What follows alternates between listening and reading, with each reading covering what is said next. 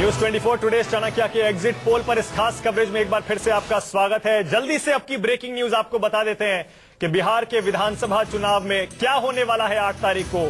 इसका एक ट्रेलर हमारा एग्जिट पोल दे रहा है। इस ट्रेलर के मुताबिक बीजेपी यानी एनडीए को पूर्ण बहुमत मिलने जा रहा बिहार में 155 सीटों के साथ। जाहिर है इसे एक अच्छा खासा बहुमत कहा जा सकता है। 155 सीटों के साथ बीजेपी बिहार में अगली सरकार बनाने जा रही है इस एग्जिट पोल के मुताबिक। ±11, क्योंकि एग्जिट पोल में हमेशा थोड़ी गलती की गुंजाइश पोलस्टर्स रखते हैं। जेडीयू और आरजेडी कांग्रेस के महागठबंधन को सिर्फ 83 सीटें मिलने जा रही हैं इस एग्जिट पोल के हिसाब से। ±9, फिर से गलती की गुंजाइश रहती है। और अदर्स को मिलने जा रही हैं सिर्फ 5 सीटें ±3। यानी कि जिस एग्जिट पोल का आपको इंतजार था 1.5 महीने से, उसका नतीजा इस समय आपकी टीवी स्क्रीन पर है। बीजेपी की बिहार में अगली सरकार 155 सीटों के अच्छे खासे बहुमत के साथ बनने जा रही है।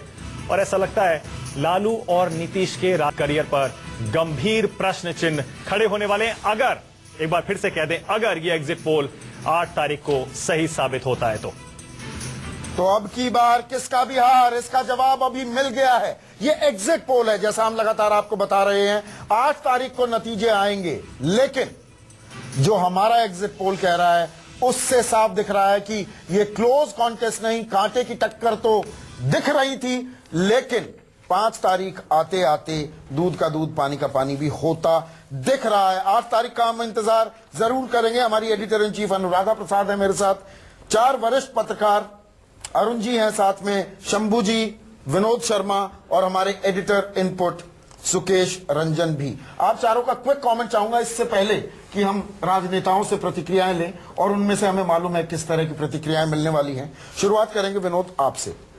देखिए, अभी आपने कहा कि ये अगर नतीजे आ गए, सही आ गए, तो इस पे जो राजनीतिक भविष्य है नीतीश और लालू जी का, उस पर एक प्रश्न चिन्ह है।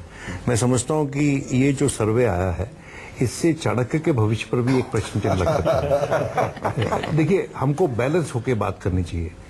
ये सर्वे इस चैनल ने नहीं किया है, ये सर्वे उस एजेंसी ने किया है और इस चैनल ने अपनी आस्था उसमें रखकर दिखाया है और इफ्स एंड बट्स के साथ कैवेट्स लगाकर दिखा रहे हैं। ये बात बिल्कुल क्लियर हो जानी चाहिए। अगर ये नतीजे सही आ जाते हैं तो मैं समझता हूं कि फिर भारत में नरेंद्र मोदी के सामने खड़ा होने वाला व्यक्ति आज से आने वाले 1 दशक तक नहीं होगा, और वो ही will be the monarch of all that is surveys. क्योंकि इस देश में जो लोग पॉलिटिकल पार्टीज को सिंगल हैंडेडली इलेक्शन जितवाते हैं, उनके आदेश का अनुपालन होता है, उनसे सवाल नहीं पूछे जाते। और इसके चलते क्या इम्प्लीकेशंस हमारी जमहूरियत के लिए होंगी, उस पर भी हमें डिस्कशन करेंगे सर, उस पर हम 8 तारीख को करेंगे। मुझे लगता है इस एग्जिट पोल का सबसे बड़ा और सबसे important factor voting by the women आधी पॉपुलेशन है। बिल्कुल सही, आधी पॉपुलेशन होती है। उनकी जो वोटिंग है, उनका जो कम अबाउट है, उन्होंने अपने परिवार के बड़ों की बात शायद नहीं मानते हुए बदलाव के लिए वोट किया है, जात पात सबको अलग रखते हुए वोट किया है। मुझे लगता है ये चीज आगे आके क्लियर होगी। लेकिन विमेन जो का इम्पैक्ट दिखा है, क्योंकि पिछले कुछ चुनावों में और यूथ फैक्टर की हम लगातार बात करते हैं, भी इम्पैक्ट है, क्योंकि यूथ को भी बदलाव चाहिए था। लेकिन यूथ से भी ज्यादा मुझे लगता है कि महिलाओं का, अगर एनडीए की सरकार वहां इस धमक के साथ बनती है तो महिलाओं का योगदान सबसे ज्यादा रहेगा। तो ऐसे में अरुण जी, जो हम बात पहले कर भी रहे थे, अब तो पूरी तस्वीर सामने आ गई है। और जो हमारे special insights on women voting, जो बात मैंने पढ़कर सुनाई भी, कि जो नीतीश की परंपरागत वोटर थी महिलाएं, जहां पर आरजेडी का उम्मीदवार दिखा, वहां उन्होंने अपनी वोट एनडीए को दे दी है।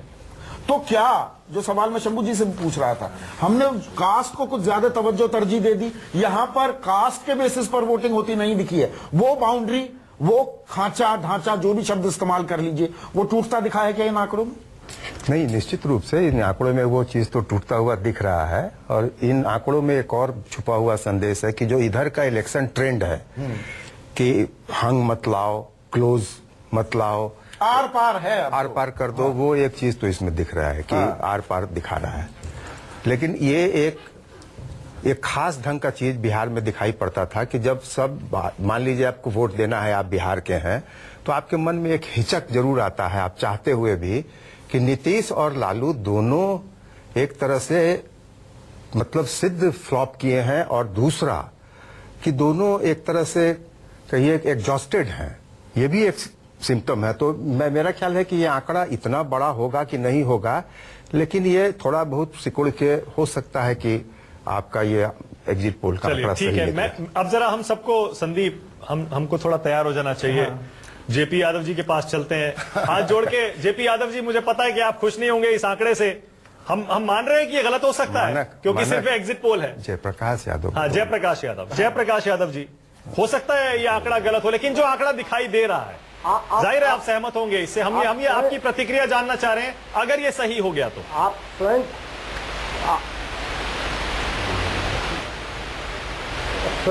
आप खुशी जाहिर मत कीजिए। मैं फिर कह रहा हूँ, जो आदरणीय लालू जी, नीतीश कुमार जी और जो है महागठबंधन का है, जमीनी हकीकत जो है वो सच्चाई है कि महागठबंधन को भारी भित्ती मिल रहा है। जयप्रकाश जी, ये जो आपने बात कही है, ये आप 4 बार कह चुके हैं हमारे शो पे। मैं मान रहा हूं कि आप असहमत हैं इससे। मैं ये समझना चाह रहा हूं कि अगर ये आंकड़ा सही हो गया तब आप इसे क्या मानेंगे, ये तो बता सकते हैं कि जो सोशल इंजीनियरिंग है, जो वोट का बेस है, जो वोट का आधार है, वो इतना बड़ा जो है वो कंपार्टमेंट आदरणीय लालू जी, नीतीश जी और जो है कांग्रेस पार्टी का है, उसके सामने कहां टिकने वाला है एनडीए वाले। महागठबंधन का जो वोट बेस है, जमीनी हकीकत हम लोग देखिए। जयप्रकाश यादव साहब, हाँ, इनसे मैं जयप्रकाश यादव साहब से सवाल पूछना चाह रहा था। मुसलमानों की बात करें, यादवों की, हमारे पास पूरे आंकड़े हैं, उनसे तो ये सवाल पूछेंगे। लेकिन सुकेश, सबसे बड़ा हासिल, सबसे बड़ा पॉइंट क्या दिख रहा है आपको? ये जो आंकड़े आए, ये हमारा जो एग्जिट पोल आया है। देखिए, 2 चीजें मैं कहना चाहता हूं। एक, 51% लोगों का बदलाव चाहना। दूसरा, जो भी हमने 18 साल से लेकर 66 साल की उम्र के लोग सब एनडीए के पक्ष में वोट कर रहे हैं, बीजेपी के पक्ष में वोट कर रहे हैं। इसके बाद बहुत ज्यादा चर्चा के लिए कुछ बचता नहीं है। उससे 2 चीजें साफ निकलकर सामने आती है। किसी तरह की कोई कंफ्यूजन किसी के दिमाग में नहीं होना चाहिए किसने किसको वोट दिया। ये 2 चीजों को अंडरलाइन कर रहा है। जो पहला, कह रहे थे, जात पात की राजनीति जो है, लालू स्टाइल ऑफ पॉलिटिक्स, जात पात की राजनीति का रिजेक्शन है ये। अगर ये सही है तो अगर हमने कहा कि ये पूरा कास्ट के इर्द गिर्द घूम रहा है, तो हम सब के सब पॉलिटिकल पंडित, नरेंद्र मोदी जी के सब चुरा रहा हूं, पॉलिटिकल पंडित गलत कह रहे थे। दूसरा, कि सोशल इंजीनियरिंग की जो पूरी थियरी है वो कहीं नहीं टिकती इसके सामने, इसके सामने 2 चीजें साफ हो जाती हैं। जो ये आंकड़े चल रहे थे ना, देखिए हमारे सर्वे का, 1 मिनट मैम, एग्जिट पोल का एक और अहम आंकड़ा जो सीटों से जुड़ा हुआ है, 155 सीटें आ रही हैं अगर एनडीए की, तो उन्हें 46% वोट मिले हैं। 46%। जेडीयू को मिले हैं 39%, +-3 का एरर मार्जिन है। 7%। तो 46 और 39, ये 7% का फर्क आ रहा है यहां पर। आंकड़े जब हम शुरू में देखते थे, पॉलिटिकल पंडित जो आपने शब्द इस्तेमाल कर ही लिया, तो ये था कि अरे भाई सब कुछ जोड़ लो तो महागठबंधन के पास तो 46% वोट आ जाएगा। 46 नहीं, उनका 39, 46 दरअसल एनडीए का आ गया है। वही मैं कह रहा हूं, सोशल इंजीनियरिंग की जो पूरी थियरी दी गई और जिसलिए ये महागठबंधन हुआ, क्या नीतीश कुमार ने लालू यादव से गठबंधन किया? क्या ये बिल्कुल सहज गठबंधन था? बिल्कुल नहीं था।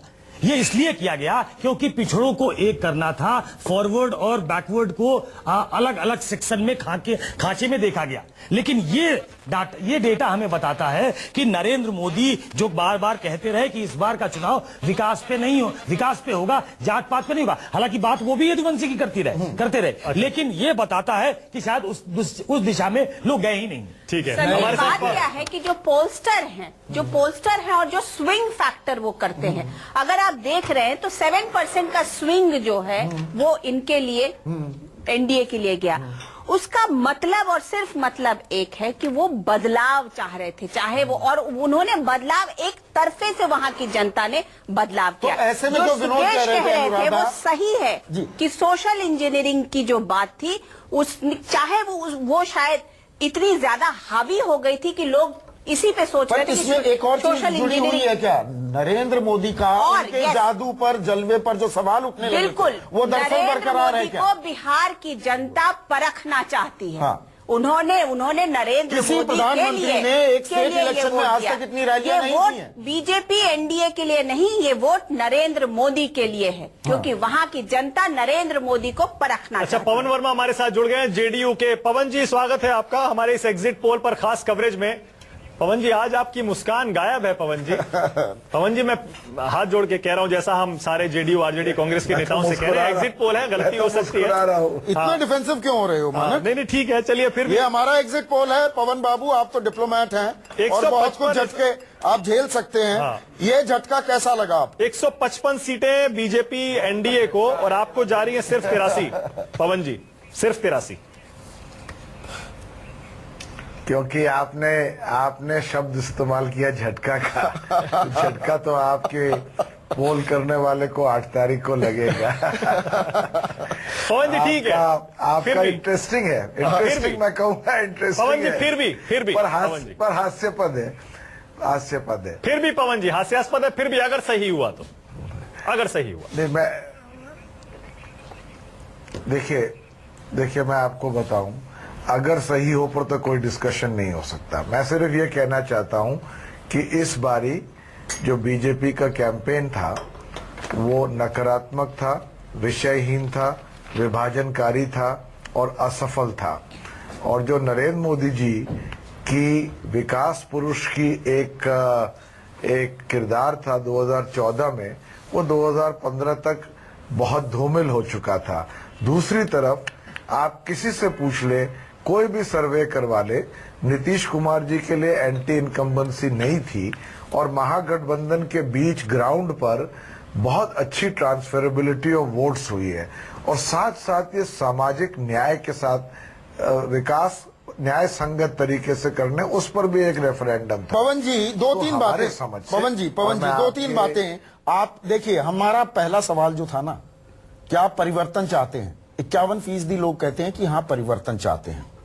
नीतीश बाबू के कामकाज, उनके शासन पर हमने सवाल पूछा तो वहां पर 48% लोग उन्हें पास कर रहे थे, लेकिन 38% लोग उन्हें फेल कर रहे थे। और एक और बड़ा दिलचस्प आंकड़ा, और आपसे मैं उम्मीद करूंगा कि आप साहब गोई से इसका जवाब देंगे। यह गठबंधन नीतीश और लालू का, नीतीश पास किया लोगों ने नीतीश बाबू को, लेकिन लालू को क्या फेल कर दिया? मैं ये सवाल इसलिए पूछ रहा हूं कि महिला वोटर, उनसे जब सवाल पूछा, ये स्पेशल मेंशन है हमारे इस एग्जिट पोल का, कि जो महिलाएं नीतीश बाबू को आंख बंद करके वोट देने वाली थी, जहां आरजेडी का उम्मीदवार खड़ा दिखा, वहां उन्होंने अपना वोट एनडीए को ट्रांसफर कर दिया। तो हैंडीकैप साबित हुए क्या? दरअसल लालू प्रसाद यादव। मैं सवाल यह कहूं कि नीतीश से नाराजगी नहीं थी, लेकिन गठबंधन से, आपके महागठबंधन से नाराजगी थी। देखिए, मैं इसका सीधा सीधा जवाब देता हूं। जो ये महागठबंधन था, मैंने पहले ही कहा कि ग्राउंड पर हमको भी इसकी फिक्र थी कि ट्रांसफरेबिलिटी ऑफ वोट्स है कि नहीं। जो बड़ी मात्राएं में आपने महिलाओं को देखा वोट करते हुए, और बहुत से चरणों में तो पुरुषों से आगे थी वो नीतीश कुमार के समर्थन में पोल था।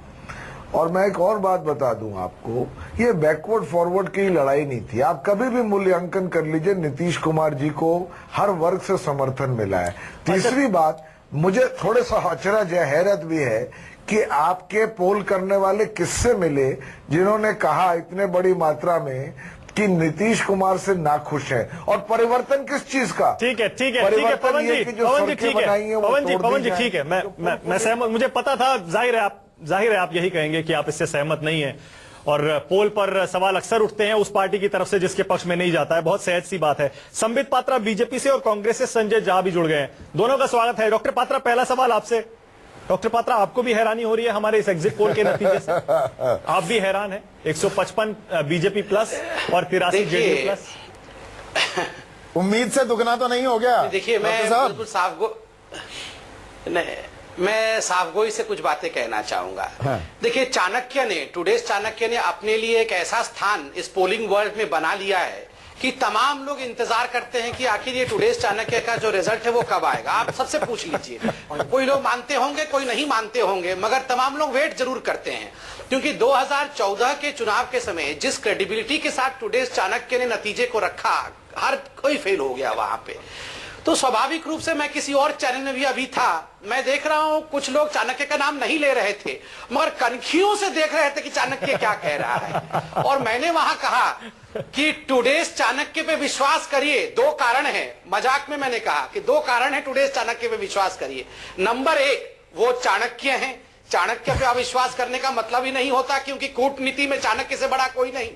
दूसरा, इसलिए भी विश्वास करिए क्योंकि चाणक्य बिहारी थे, और ये बिहार के पल्स को चाणक्य से अच्छा कोई नहीं समझ सकता है। अच्छा, ठीक है। ये जो चाणक्य का जो आज आपने दिखाया है, हाँ। ये डेवलपमेंट की जीत है। मैं बता रहा हूं, ये डेवलपमेंट की जीत है। मगर मैं तमाम चैनलों में ये डेवलपमेंट की जीत है? नहीं, डॉक्टर पात्रा, ये आप कह रहे हैं डेवलपमेंट की जीत है या ये दरअसल ध्रुवीकरण की जीत है? विकास का मुद्दा तो गौण होता दिखा, कहां आरक्षण की बात आने लगी, कहां ध्रुवीकरण की। 5वां चरण अभी खत्म हुआ है, गाय के पोस्टर इश्तिहार आप देने लगे कल।